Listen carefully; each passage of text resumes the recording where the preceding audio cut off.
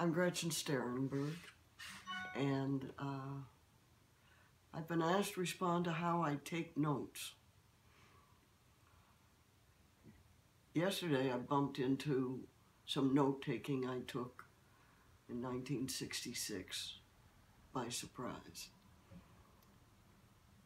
What I was writing down was what I had experienced as fact in response to questions I'd been asked. I found a myth once called The Secret of No Face. I'm telling you this because there's a time when each one of us has a sense that we have no face at all. We don't know when we look in the mirror who we are, what we're about, where we're going, what we're feeling, and we feel like we don't fit. That's the place where you can begin the most exciting journey of your life. To start right now, what if I asked you to write down the earliest memory you have of laughing, of crying, of dancing, of running, of falling down? Take a minute and write those down.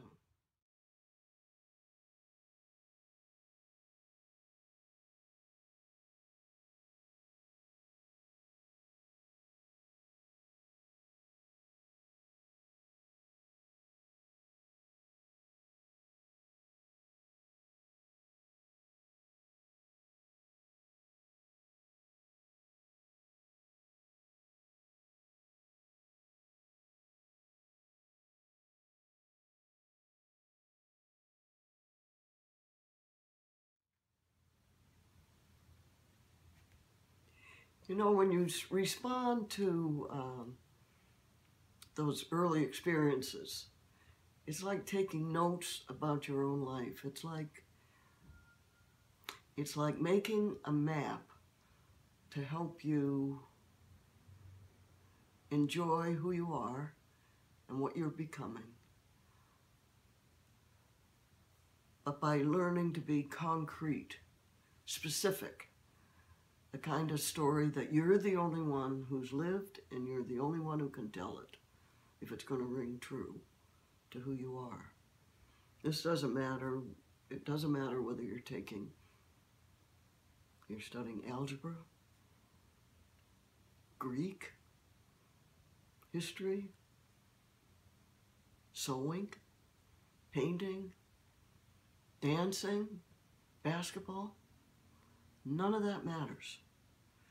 What matters with everything you do is that you let yourself be as completely involved in it as you can, and don't be afraid of blowing it. A friend of mine who was an art teacher who was extremely gifted, and she didn't think she amounted to much of anything. But in her classroom, she had a big poster, and it said, "If you don't make mistakes, you don't make anything." So when you take notes, when you try to remember a situation, it's awfully important not to try to be perfect. What's important is to stay with the situation you're in and do the best you can with it. That gets back to that earlier comment about the secret of the no face. If you're going to take notes about your life, or you're going to be in situations that you want to remember, and remember what's important in them, trust what you feel, trust what you see,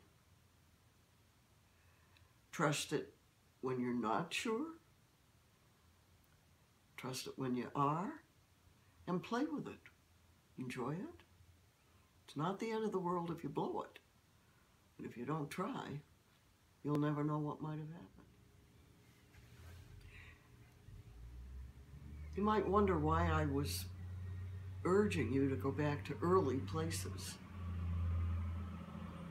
and label them. It's not so much label as giving them a title for their own story. If you can do this, anytime you think you're a nobody, anytime you think you can't take notes that are going to help you pass a test, anytime somebody asks you to do something and you feel like it's not something you can do, go back to those early things that you know. I remember when I cried. I remember when I danced. I remember when I laughed so hard I wet my pants. You remember the anchors and things that help you show up for whatever it is you want to do. Now, in terms of note-taking, the only reason to do it isn't so you can get an A on somebody else's test. It's so that when you look back over your shoulder and spot something you write down, it reminds you about where you were paying attention, what you thought was important, and it's part of the story of what makes you a person who's living a life that's worth remembering.